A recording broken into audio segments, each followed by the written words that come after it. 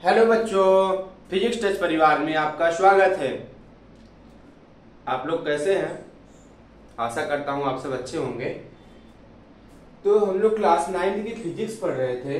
बार बार रोज यही बात बोलते हैं कि हम लोग क्लास 9 की फिजिक्स पढ़ रहे थे। इसमें चैप्टर दूसरा चल रहा है। इसके पहले के जो हमारे चैप्टर था उसमें हम लोगों ने क्या पढ़ा है, उसमें से हम लोग आंख के बारे में पढ़ रहे थे। हमारे चैप्टर का नाम था human I and colourful world, जिसमें से हम लोग आंख में कितने डिफेक्ट होते हैं, काइंड्स ऑफ डिफेक्ट पढ़ लिए और आंख के पार्ट पढ़ लिए। अब आगे चलते हैं, हम लोग पढ़ते हैं प्रिज्म के बारे में और लाइट के बारे में। Light, monochromatic light, polychromatic light, ये सब आंख में जो आंख के ही पार्ट होते हैं। रंग बिरंगा संसार को देखने के लिए आपको क्या करना पड़ता है, लाइट की आवश्यकता होती है। हम लोगों ने आंख तो पढ़ लिया आई के बारे में, अब आइए लाइट के बारे में थोड़ा सा और आइडिया लेते हैं। तो पहला चैप्टर हमारा लाइट ही था, उसमें हम लोगों ने लाइट के बारे में पढ़ा था, लेकिन इसमें भी हमारी लाइट है, उसको कई पार्ट में बांटा गया है। तो लाइट कितने टाइप्स की होती है उसको जानिए, लाइट का यूज कैसे होता है, ये सब यहाँ पर देखने को आपको मिलेगा। तो आइए उसके आगे कंटिन्यू करते हैं हम लोग आज।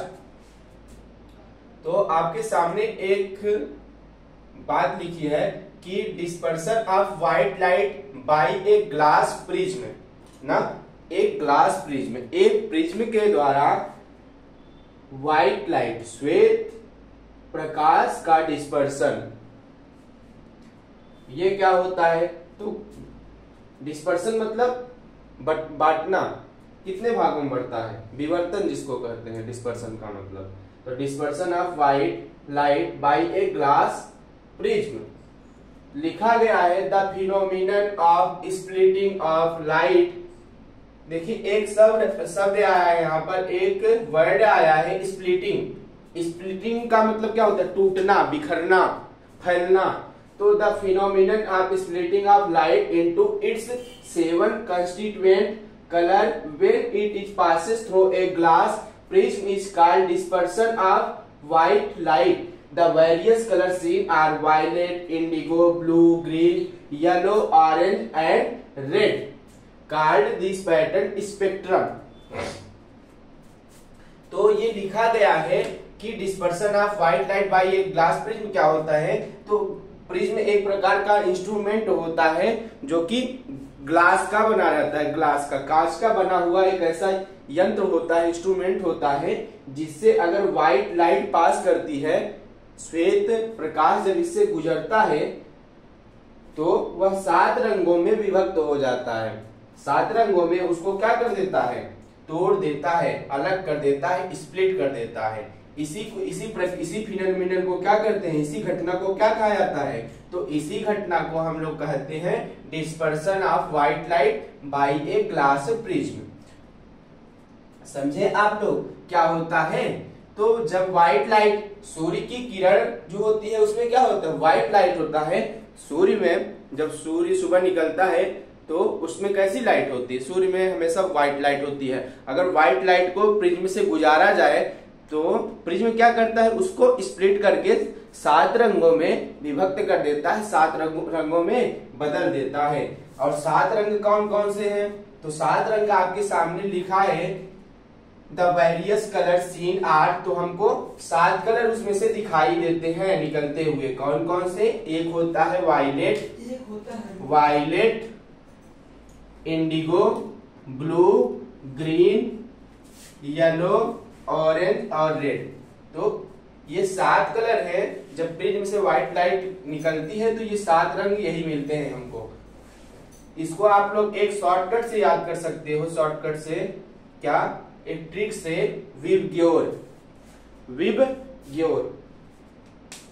विबग्योर अगर याद रखेंगे, देखिए विबग्योर में 7 लेटर्स है, VIBGYOR।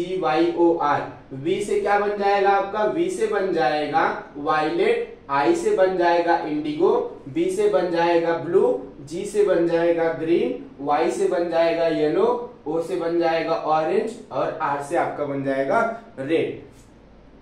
तो विबग्योर इसका शॉर्ट ट्रिक है याद करने का। 7 कलर को प्रिज्म जो बांटता है वह कौन कौन से कलर होते हैं? तो यही 7 कलर होते हैं ना। ये बात आप लोग समझ गए पूरी तरीके से कि जो ग्लास प्रिज्म होता है उस पर अगर व्हाइट लाइट पड़ती है तो वो कैसे डिस्पर्स करता है व्हाइट लाइट को, ये बात आपको पता चल गई। आइए अब आगे थोड़ा सा बढ़ा जाए। अब लिखा गया है composition of white light. Composition मतलब जुड़ा हुआ ना, कंपोजिट, कंपोजिट मतलब जुड़ा हुआ, कंपोजिशन।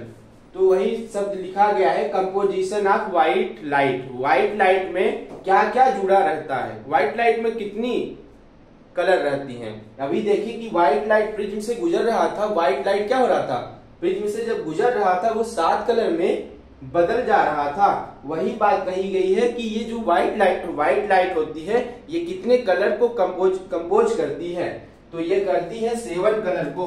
लिखा गया है white light consist of 7 colour. ये कितने कंसिस्ट करती है, कितने कलर को, तो बच्चा पार्टी जो हमारी व्हाइट लाइट होती है हम लोग देख नहीं पाते हैं 7 कलर को ना, हमको सिर्फ श्वेत दिखाई देता है। जैसे कि पानी की बूंद होती है, पानी की बूंद को अगर आप क्या करेंगे अपने सन के सामने ऐसे हाथ पर रख के देखेंगे तो क्या दिखाई देता है, उसमें कलर्स दिखाई देते हैं।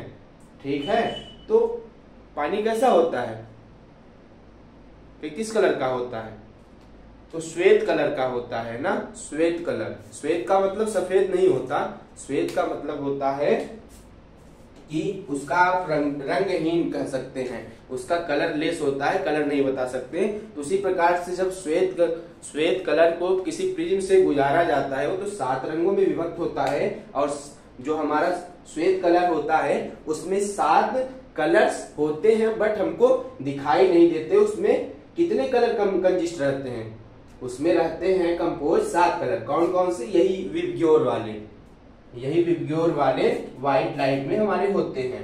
कौन कौन से, violet, indigo, blue, green, yellow, orange और रेड, यही हमारे 7 कलर हो गए। ये बात आपको समझ में आ गई कि प्रिज्म क्या होता है, प्रिज्म से जब श्वेत प्रकाश गुजरता है तब क्या होता है, श्वेत प्रकाश में कितने कलर्स होते हैं वो जान गए आप लोग। अब आइए आगे बढ़ते हैं। तो अब हम पढ़ेंगे लाइट के टाइप्स, टाइप्स ऑफ लाइट।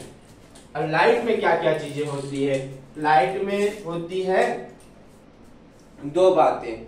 कौन कौन सी, एक होती है मोनोक्रोमेटिक लाइट, एक होती है हमारी पॉलीक्रोमेटिक लाइट।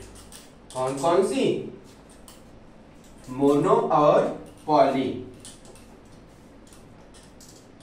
आप लोग अगर जानते हो तो मोनो का मतलब क्या होता है, मोनो का मतलब एक होता है, और पॉली का मतलब बहुत सारा। जब एक लाइट रे आती है ना तो वो कहलाती है मोनोक्रोमेटिक लाइट, लेकिन जब बहुत सारी लाइट आती है एक साथ उसको बोलते हैं पॉलीक्रोमेटिक लाइट। जैसे कि हम लोग अपने लाइट चैप्टर में पढ़े थे क्या, रे ऑफ लाइट और बीम ऑफ लाइट। जी हाँ, तो वही जो रे ऑफ लाइट थी वही यहाँ पर क्या कहलाई, monochromatic light, ray of light. But वो जो हमारा क्या था, बीम ऑफ लाइट, वो कहलाई पॉलीक्रोमेटिक लाइट। तो लिखिएगा सबसे पहले मोनोक्रोमेटिक लाइट, लिखिए साथ साथ, मोनोक्रोमेटिक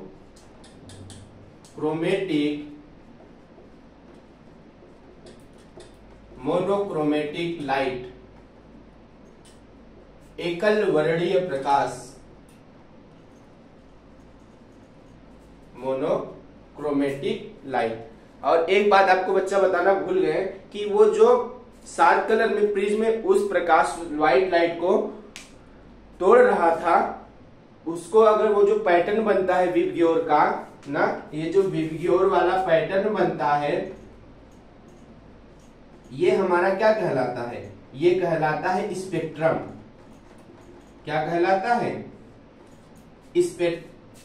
स्पेक्ट्रम। इसको क्या बोलते हैं, स्पेक्ट्रम। ठीक, इस श्रृंखला को बोला जाता है स्पेक्ट्रम। यहां पर देखिए मोनोक्रोमेटिक लाइट, लिखिए इसमें light consisting of single colour. अभी मैंने बताया कि सिर्फ इसमें क्या होगा, एक कलर होगा। लाइट कंसिस्टिंग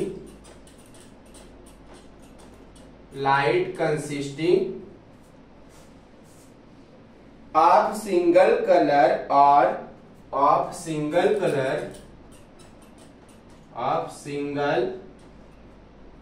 कलर और वेवलेंथ ऑफ कलर और, यहां पर और लिख दीजिए, आर वेवलेंथ। तो इसमें क्या होता है, एक कलर होता है या फिर इसकी वेवलेंथ जो होती है समान रहती है सब जगह पर। Wavelength is called monochromatic light, is called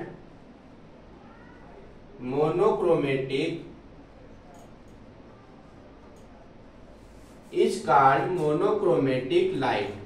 तो इस प्रकार का लाइट क्या कहलाता है, मोनोक्रोमेटिक लाइट। देखिए इसको समझिए, लिखा है monochromatic light consisting of single colour, ऐसा लाइट जिसमें सिर्फ एक कलर मिले, जैसे लाल मिल रहा है तो लाल ही मिले, और ग्रीन हरा मिल रहा है तो हरा मिले, ऑरेंज मिल रहा है तो ऑरेंज मिले, रेड मिल रहा है तो रेड ही मिले, और ये सब जो हो क्या हो, या फिर कह लीजिए जिसका वेवलेंथ क्या हो, समान हो। लाल जो कलर होता है उसका वेवलेंथ तो हर लाल कलर के लिए वही रहेगा। अगर पीला आपको लाइट है तो हर जगह पीले लाइट की क्या होगी, वेवलेंथ हमेशा वही रहेगी। अगर सेम कलर की बात की जाए एक, तो यही हुआ हमारा मोनोक्रोमेटिक लाइट। अब हम लोग देखते हैं पॉलीक्रोमेटिक लाइट। अब लिखिए पॉलीक्रोमेटिक लाइट क्या होती है। Polychromatic light, polychromatic light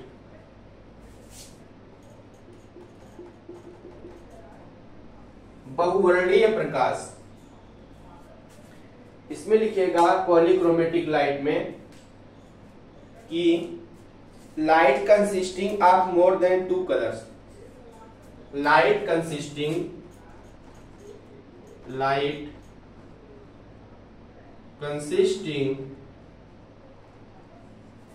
more than 2 colors, और क्या वेवलेंथ भी दोस्तों चेंज हो जाएगी, तो are wavelength is called, are wavelength is called polychromatic light, polychromatic light.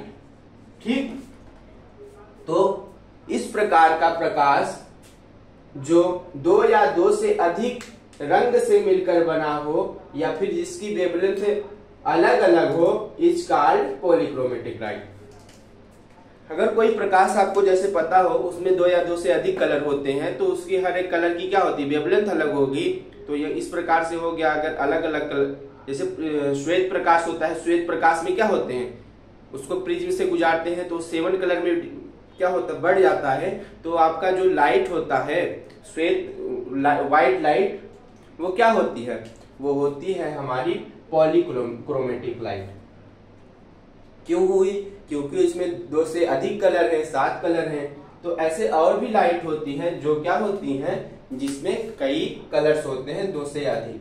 ठीक, तो आपको जहां पर किसी एक कलर में प्रिज्म से गुजारने पर या फिर किसी भी इंस्ट्रूमेंट से गुजारने पर वो कलर क्या करे, अलग अलग 2 या 2 से अधिक कलर में टूट जाए, तो उस प्रकार की लाइट कहलाती है पॉलीक्रोमेटिक लाइट। अगर मोनोक्रोमेटिक लाइट क्या होती है, मोनोक्रोमेटिक लाइट वह होती है जो किसी इंस्ट्रूमेंट से गुजारने पर क्या हो, एक ही कलर में रहे, उसका वेवलेंथ एक ही रहे, तो उस टाइप की लाइट कहलाती है मोनोक्रोमेटिक लाइट। बात अगर आपको क्लियर होती है, ये बात अगर आपको मक्खन होता है तो कमेंट बॉक्स में सीसी लिख दीजिए। आगे बढ़ते हैं। ओके, अब देखते हैं recombination of white light.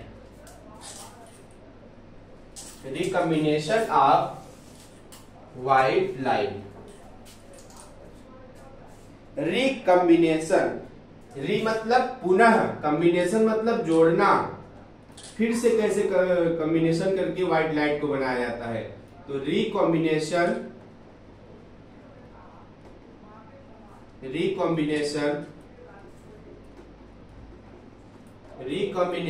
Of white light recombination of white light. ये क्या होता है, ये क्या चीज होती है, ये किस बला का नाम है, ये किस चिड़िया का नाम है, तो आप लोग जानिए रिकॉम्बिनेशन ऑफ व्हाइट लाइट। अभी श्वेत प्रकाश व्हाइट लाइट को प्रिज्म से गुजारे 7 कलर में विभक्त हो जा रहा था। अब क्या करेंगे, तो 7 कलर से क्या बनाएंगे, व्हाइट लाइट बनाएंगे। वो कैसे, रिकॉम्बिनेशन कैसे होता है, ये चीज जानेंगे। तो न्यूटन फाउंड द व्हेन, ये बात किसने बताई थी, ये बात बताई थी न्यूटन ने। न्यूटन देखिए हर जगह घुस जा रहे हैं, लॉ ऑफ मोशन में घुस जा रहे हैं, यहाँ पर घुस जा रहे हैं आपके human I and colourful world में। तो देखिएगा व्हाइट लाइट रिकॉम्बिनेशन कैसे होता है। Newton found the Newton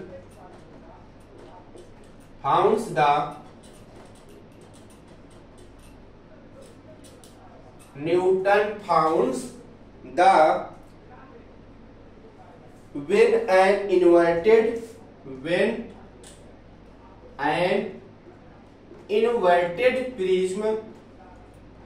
when an inverted prism be placed in the path of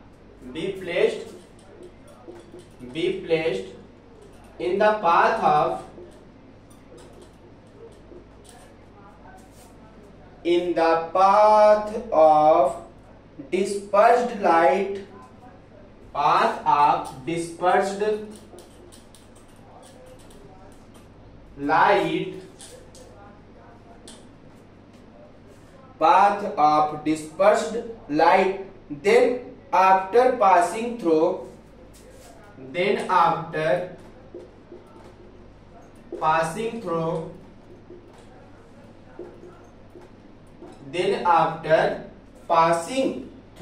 prism, they recombine to the form of white. Passing through prism क्या होती है spelling, prism, passing through prism they recombine to form white light.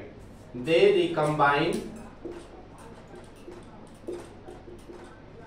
to white light. ठीक है, तो ये लिख दिए हैं ये क्या होता है रिकॉम्बिनेशन ऑफ व्हाइट लाइट। तो आपको दिख रहा होगा रिकॉम्बिनेशन ऑफ व्हाइट लाइट क्या चीज होती है ना। तो ये होता है Newton's found the when a inverted prism be placed path found the when a inverted prism be placed in the path dispersed light when after passing through prism they recombine to white light। अभी तो हम लोगों ने जब श्वेत प्रकाश को prism से गुजारा था तो 7 रंगों में विभक्त हो जा रहा था। अगर न्यूटन ने कहा अगर इसी हम व्हाइट लाइट को उसी प्रिज्म से उसके दूसरी साइड से फिर गुजारे तो क्या ये व्हाइट लाइट में चेंज होती है कि नहीं। तो ये एक्सपेरिमेंट किसने किया, न्यूटन साहब ने जब करके देखा कि न्यूटन फाउंड, तो उन्होंने क्या पाया, the when an inverted prism, जब उस प्रिज्म को क्या किए, इन्वर्टेड मतलब उल्टा करके फिर व्हाइट लाइट को डाले, या फिर उस श्वेत जो 7 कलर बचा निकला था विबग्योर, अब इस प्रिज्म को क्या करते हैं, वो उलट देते हैं ना, ऐसे उलट देते हैं। अब प्रिज्म से क्या करते हैं, 7 कलर को गुजारते हैं तो क्या होता है,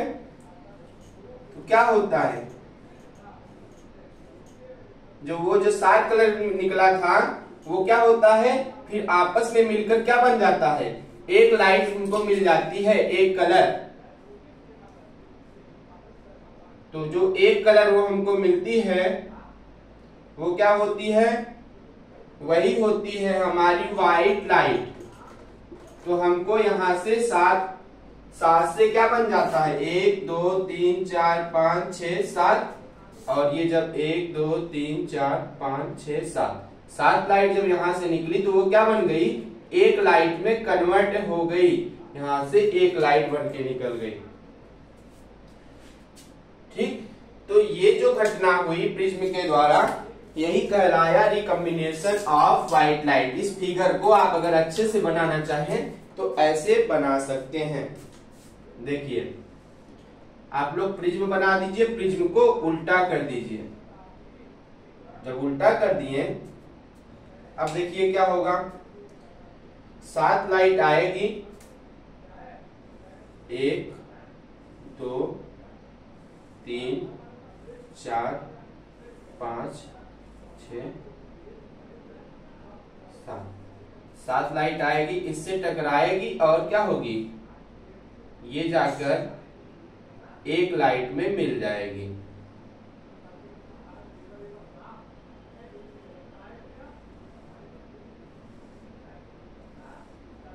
ना, तो क्या होगी, एक लाइट में बाहर निकल जाएगी और यही जो लाइट निकली यही है हमारी व्हाइट लाइट, व्हाइट लाइट, श्वेत प्रकाश।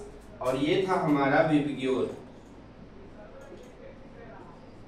ये क्या था हमारा विबग्योर। समझ में आया क्या चीज लिखा है, recombination of white light. Newton found the when a inverted prism be placed in the path dispersed light the after passing through prism they recombine to white light. जब उसी प्रिज्म को उल्टा करके देखा गया, न्यूटन ने क्या देखा, उसी वाले प्रिज्म को पकड़ कर क्या किया, पलट दिया, उठा के उसका पैर ऊपर की तरफ कर दिया। तब क्या हुआ, तो उन्होंने देखा कि वो जो 7 कलर थे वो फिर से एक कलर में निकलने लगे। तो ये बात अगर आपको समझ में आ गई तो ये टॉपिक आपको क्लियर होता है क्या कि रिकॉम्बिनेशन ऑफ व्हाइट लाइट क्या चीज होती है। इस चिड़िया का नाम आपको पता चल गया। आगे बढ़ते हैं, अब बात करते हैं हम लोग फॉर्मेशन ऑफ रेनबो, इंद्रधनुष कैसे बनता है। आप लोग एकदम जोश के साथ क्लास में बने रहिए, वीडियो को स्किप मत करिएगा। अब आता है मेन पार्ट, इस चैप्टर का मेन पार्ट देखिए। रेनबो से क्वेश्चन आपके एग्जाम में बनते हैं, तो आइए सीखते हैं कैसे रेनबो बनता है। फॉर्मेशन ऑफ रेनबो, इंद्रधनुष का बनना।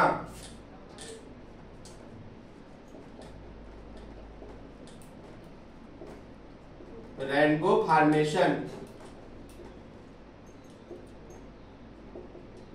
रेनबो फॉर्मेशन में लिख लीजिए, फिर मैं आपको समझाता हूं रेनबो कैसे बनता है। लिखिएगा रेनबो फॉर्मेशन में क्या चीज, मैं लिख रहा हूं, साथ साथ लिखो। The water drops act, the water drops, the water drops act like small prism, act like small prism. The water drops act like small prism. They refract and disperse. They refract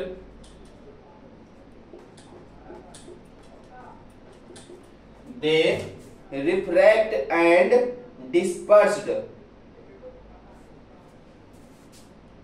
and disperse, क्या करता है ये water, reflect कर देता है प्रकाश को और विक्षेपित कर देता है।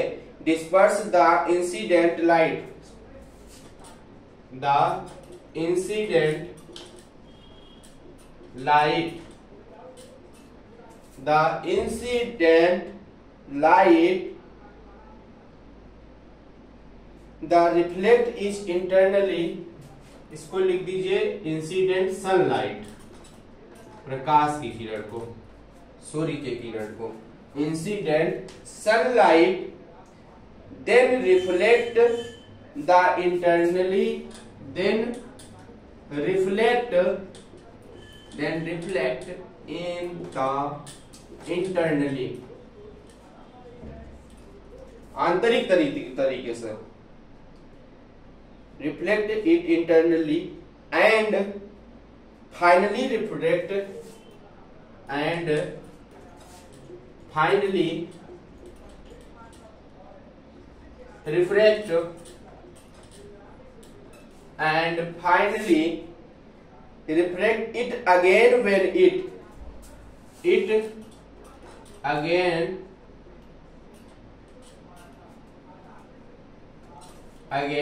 when it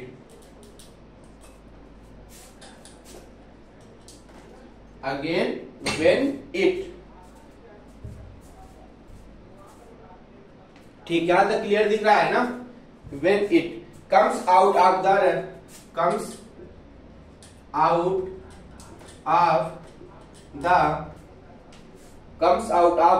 raindrop due to the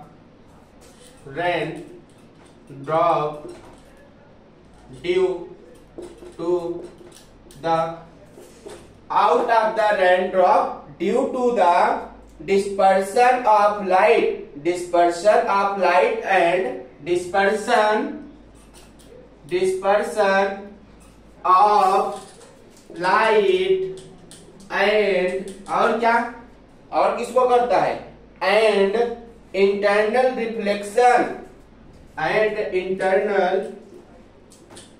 reflection comma लगा लीजिए, reflection different color reach the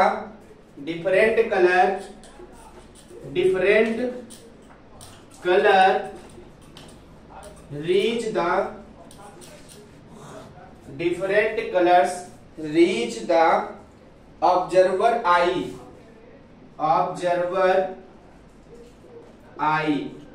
observer मतलब देखने वाला। तो ये सॉरी तो ये पूरी बात रेनबो के फॉर्मेशन के बारे में लिखा गया है कि ये जो इंद्रधनुष आकाश में बनता है बारिश के समय, अधिकतर जो इंद्रधनुष आकाश में आपको दिखाई देता है रेनबो, वो कैसे बनता है। तो लिखी गई है, इसकी पूरी कॉन्सेप्ट लिखा गया है, इसका लॉजिक लिखा गया है कैसे बनता है। तो ये बनता है the water drops act like small prism. अधिकतर क्या होता है बारिश के मौसम में, जब बारिश होती रहती है, बारिश खत्म हो जाने के बाद क्या होता है, प्रकाश जब उन कुछ क्या होती है वाटर बॉल्स, पानी की बूंदें हमारे वायुमंडल में रह जाती है, जब प्रकाश की किरणें उस पानी की बूंद से टकराती है और टकराने के बाद वो क्या होती हैं, वो जो वाटर बॉल होती है पानी की बूंदें, अभी मैंने आपको प्रिज्म बताया, तो प्रिज्म क्या करता है, सफेद श्वेत लाइट को 7 कलर में विभक्त कर देता है। तो वो जो वाटर बॉल्स होती है हमारे वायुमंडल में, वो एक प्रिज्म के जैसे भांति व्यवहार करने लगती हैं। जब उससे श्वेत प्रकाश सनलाइट क्या होती है पास होती है, तो वो जो लाइट होती है, वो जो ड्रॉप होता है वाटर ड्रॉप, वो क्या करता है उस लाइट को 7 कलर में बांट देता है। फिर तो यही प्रक्रिया बार बार ऐसे होती रहती है। तो हमको आसमान में क्या होते हैं, बारिश निकल जाने के बाद क्या होता है, रेनबो दिखाई देता है। अधिकतर जिस साइड सूर्य के अपोजिट साइड में आपको रेनबो निकलता दिखाई देगा। जिस तरफ सूर्य होता है उसी साइड रेनबो नहीं बनता है। रेनबो किस साइड बनेगा, साइड सन के विपरीत डायरेक्शन में, उल्टी दिशा में बनता है। जैसे सन पूर्व में निकला है तो रेनबो किस साइड बनेगा, पश्चिम साइड में। ये बात लिखी गई है, एक बार इसको समझ लेते हैं। The water drops act like small prism, they reflect and disperse the incident sunlight. ये बात लिखी है, जो पानी की बूंदें होती है वो एक प्रिज्म की भांति व्यवहार करती हैं और वो क्या करती हैं, सनलाइट को रिफ्लेक्ट यानी कि अपवर्तित करती हैं और ये क्या है, विक्षेपित करती हैं, डिस्पर्स करती हैं। The reflect it internally and finally, ये क्या करती है आंतरिक और लास्ट में रिफ्लेक्ट अपवर्तित करके अगेन दोबारा ये क्या करती है, कम्स बाहर की ओर निकल जाती है रेन ड्रॉप से। ड्यू टू द डिस्पर्सन, विक्षेपण के कारण light and internal reflection different colour reach the observer. इसी कारण जो ऑब्जर्वर होता है देखने वाले के आंख से ये 7 कलर की दिखाई देती है। तो रेनबो का फॉर्मेशन आपको पूरी तरीके से मैंने बता दिया कि इंद्रधनुष आसमान में आकाश में कैसे बनता है। ये बात मैंने आपको बताया कि बारिश के मौसम में अधिकतर बारिश जैसे ही बंद होती है ना, हल्की सी धूप होती है, तभी आपको इंद्रधनुष देखने को मिलता होगा। और सूर्य की किरणें जब थोड़ी बहुत क्या होती है, बारिश की बूंदें आसमान में रह जाती हैं, उस बारिश की बूंद से जब प्रकाश निकलता है तो बारिश की बूंद एक प्रिज्म का आकार ले लेती है और जब वह लाइट उससे पास होती है तो 7 कलर में बदल जाती है। जो हम यहाँ से देखते हैं ऑब्जर्वर के रूप में, तो वो 7 कलर में दिखाई देता है। तो इंद्रधनुष का फॉर्मेशन इस प्रकार से होता है। बच्चा पार्टी, आपको ये बात अगर एकदम कंफर्म होती है तो आगे बढ़ा जाए। आइए आगे थोड़ा सा पढ़ लेते हैं। पढ़ने का आज थोड़ा और मन है कि नहीं? एटमॉस्फेरिक रिफ्रैक्शन, ठीक है। 2 टॉपिक और है, आप पढ़ लीजिए, ये चैप्टर यहीं पे खत्म हो जाएगा और बात नेक्स्ट में जान लीजिए। Atmospheric refraction, atmospheric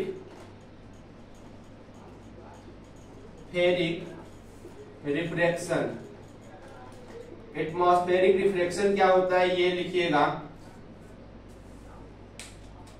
the refraction of light, the refraction of light, the refraction of light. Refraction का मतलब क्या होता है? परावर्तन। द रिफ्रैक्शन ऑफ लाइट, प्रकाश का परावर्तन। Caged by the earth, caged by the, caged by the earth, caged by the earth atmosphere, atmosphere, atmosphere. Atmosphere मतलब क्या होता है? वातावरण। Earth atmosphere having air layer is, having layer, having air layer of, having air layer of। Atmosphere का मतलब क्या होता है? having air layer of varying optical density, varying optical density,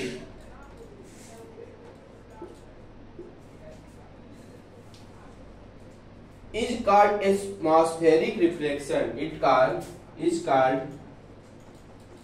atmospheric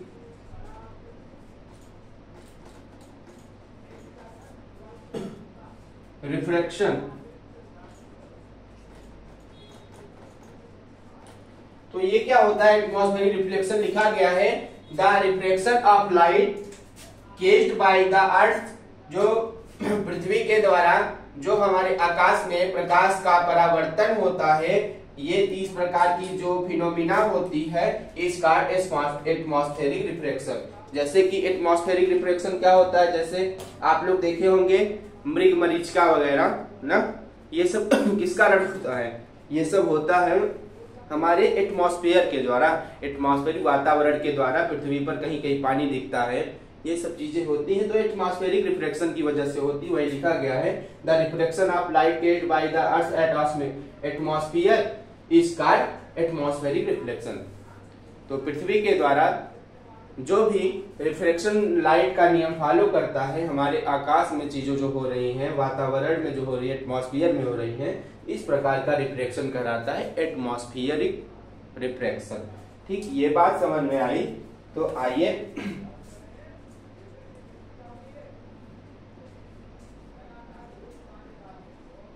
तो इसमें क्या बात हो सकती है बच्चा? Why the duration of day becomes apparently shorter in the no atmosphere on earth। तो actual sunrise happens when it is below the horizontal in the morning। The ray of light from in the sun below the horizon reach our eyes become our reflection of light। Similarly, the sun can seen about few minutes after the actual sunset। Thus, the duration of the day times will be increased by 4 minutes। एक इस पे question बन रहा है कि सूर्य जब निकलता है तो जब मॉर्निंग में, तो सूर्य निकलने से पहले हमको प्रकाश क्यों दिखाई देता है?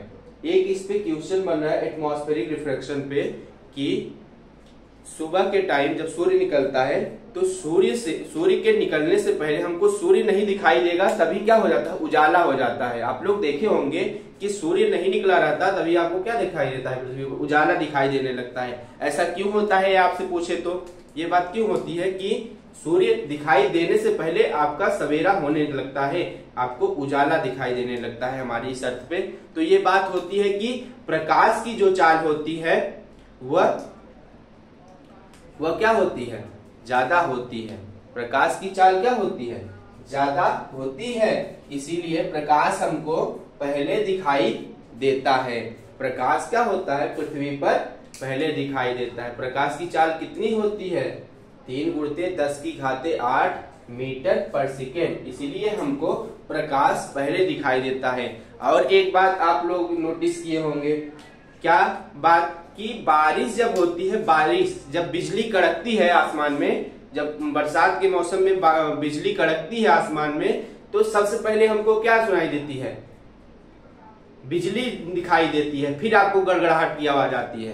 पहले आपको बिजली दिखाई देती है कि आसमान में बिजली कड़क रही है, तो आपको पहले बिजली दिखाई देगी आसमान में, फिर उसकी आवाज सुनाई देगी। क्योंकि जो प्रकाश की चाल होती है वो ध्वनि के चाल से अधिक होती है, तो इसीलिए प्रकाश हमको पहले दिखाई देता है, ध्वनि उसकी बाद में सुनाई देती है। प्रकाश की चाल ध्वनि के चाल से अधिक होती है, इसीलिए प्रकाश हमको पहले दिखाई देता है और ध्वनि बाद में सुनाई देती है। ठीक इसी प्रकार से मॉर्निंग के समय सूर्य तो निकल जाता है ना, तो प्रकाश सबसे पहले पृथ्वी पर आ जाता है, इसीलिए उजाला दिखाई देने लगता है। ये बात आपको कंफर्म होती है। इस पे 2 क्वेश्चन बन रहे थे, आपको समझा दिया ये बात क्यों हुई। अब थोड़ी सी बात जान लेते हैं, scattering of light. Scattering of light,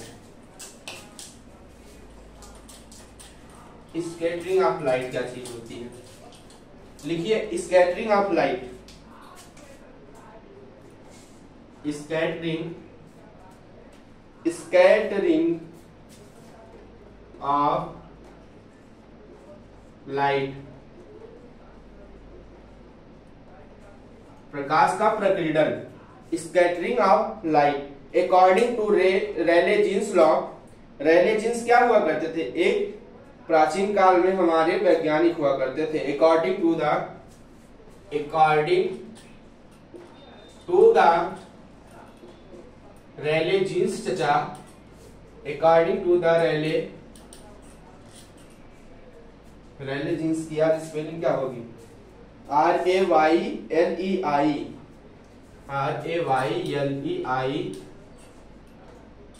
Rayleigh Jeans law.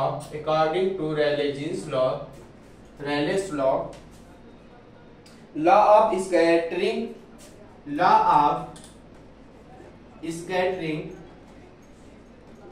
Law of scattering, the amount of scattered light, the amount of scattered light,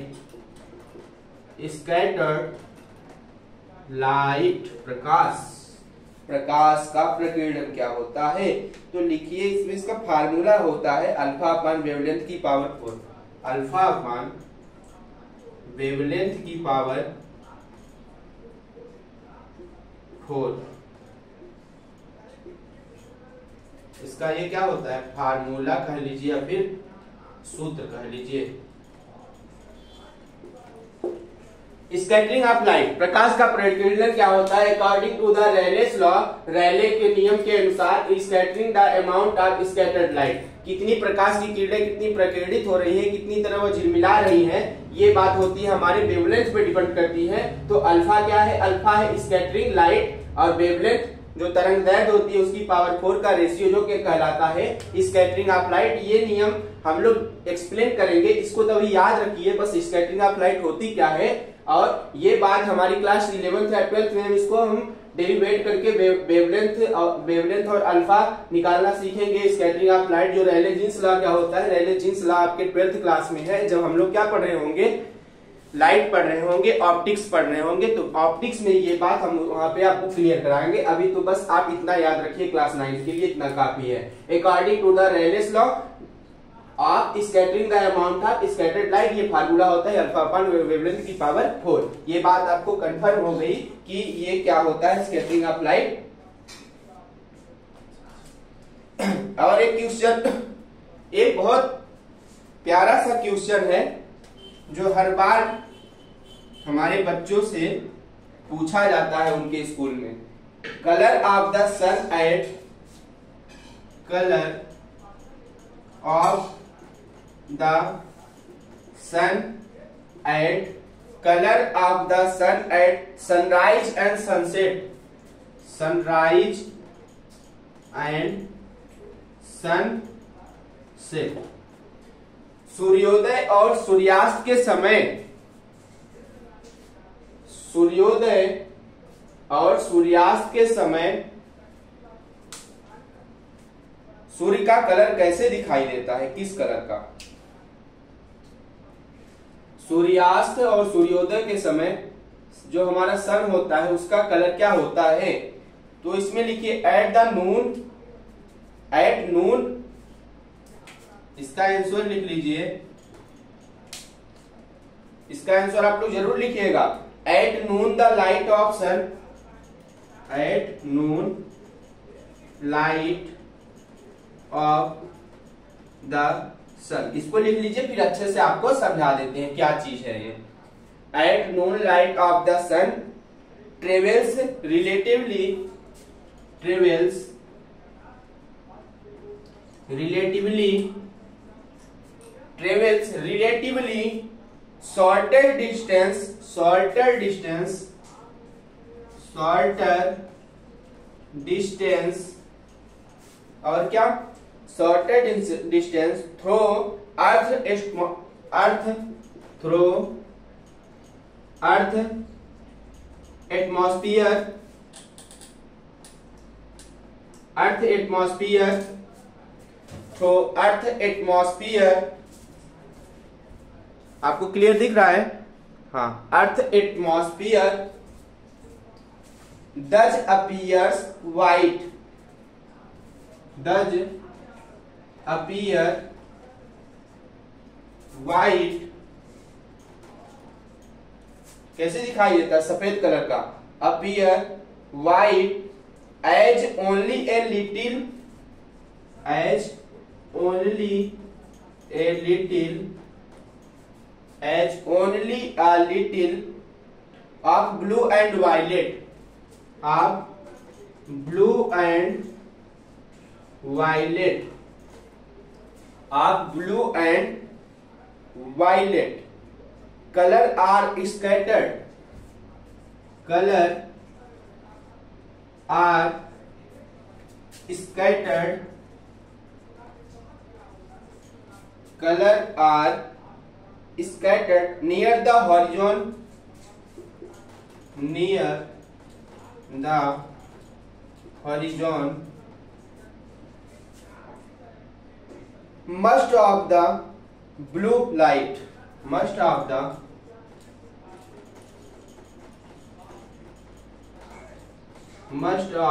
blue light and shorter wavelength are, and shorter wavelength of, shorter wavelength or shorter wavelength are scattered and are scattered and sun appears red।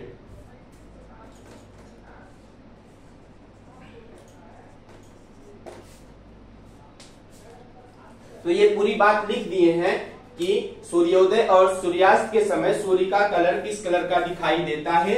तो लिखा है at noon light of the sun, दोपहर के समय light of the sun travels relatively shorter distance. दोपहर के समय क्या होता है? दोपहर के समय की बात अगर करें तो दोपहर के समय सूर्य हमें श्वेत कलर का दिखाई देता है। At noon light of the sun travel relatively shorter distance, क्योंकि दोपहर के समय बीचों बीच सूर्य हमारे सर के ऊपर आ जाता है और हमसे क्या होती है दूरी, उसके रिलेटिव अगर कंपेयर करें अपने अर्थ से, उसकी दूरी क्या हो जाती है, डिस्टेंस रिलेट करा जाए रिलेटिवली, तो लिखा है relatively shorter distance through earth, earth से उसकी दूरी क्या हो जाती है, थोड़ी सी कम हो जाती है। Earth atmosphere thus appear white, इसीलिए वह श्वेत कलर का दिखाई देता है। As only a little of blue and violet colour are scattered, as only क्योंकि केवल लिटिल थोड़ा सा ब्लू, थोड़ा सा उसमें क्या होता है ब्लू कलर, नीला और वायलेट, वायलेट जामुनी कलर आर स्कैटर्ड, और ये दो कलर भी स्कैटर्ड होते हुए दिखाई देते हैं। Near the horizon most of the blue light and shorted wavelength, सबसे कम जो वेवलेंथ होती है किसकी होती है ब्लू लाइट की, एंड सबसे ज्यादा वेवलेंथ किसकी होती है तो वो होती है रेड लाइट की। इसीलिए सूर्योदय और सूर्यास्त के समय हमें जो सूर्य होता है वो क्या कैसे दिखाई देता है, लाल दिखाई देता है। सूर्योदय और सूर्यास्त के समय सूर्य हमें कैसे दिखाई देता है, लाल दिखाई देता है। लाल क्यों दिखाई देता है, क्योंकि सूर्य डूबते निकलते और डूबते समय जो रेड लाइट की वेवलेंथ होती है वो सबसे ज्यादा होती है और ब्लू लाइट की सबसे कम होती है ना। ब्लू लाइट की ये लिखा गया है near the horizon most of the blue light and shorted wavelength and scattered of the sun appears red. ये बात समझ में आया कि ब्लू लाइट की वेवलेंथ सबसे कम होती है और जो हमारी रेड लाइट होती है उसकी वेवलेंथ, तरंग दैर्घ्य की अगर बात की जाए, तरंग दैर्घ्य मतलब क्या चीज होती है कि कितनी दूरी से आप देख सकते हैं। वेवलेंथ अगर जिसकी ज्यादा रहती है वो उतना दूर से दिखाई देती है और वेवलेंथ जिसकी कम रहती है उसकी रेंज कम होती है। वेवलेंथ ज्यादा कहने का मतलब जिस कलर की वेवलेंथ ज्यादा होती है उसको आप दूर से भी देख सकते हैं और जिसकी वेवलेंथ कम होती है वो दूर से ज्यादा दूर तक उसको आप नहीं देख पाएंगे। इसीलिए ट्रैफिक व्राफिक में क्या किया जाता है, जो रेल होते हैं हमारे रेलवे में वो रेड लाइट का यूज किया जाता है क्योंकि हमको दूर से ही सिग्नल दिख जाता है। Red colour, green colour, yellow colour, ये सब वेवलेंथ के हिसाब से कलर रखे गए हैं।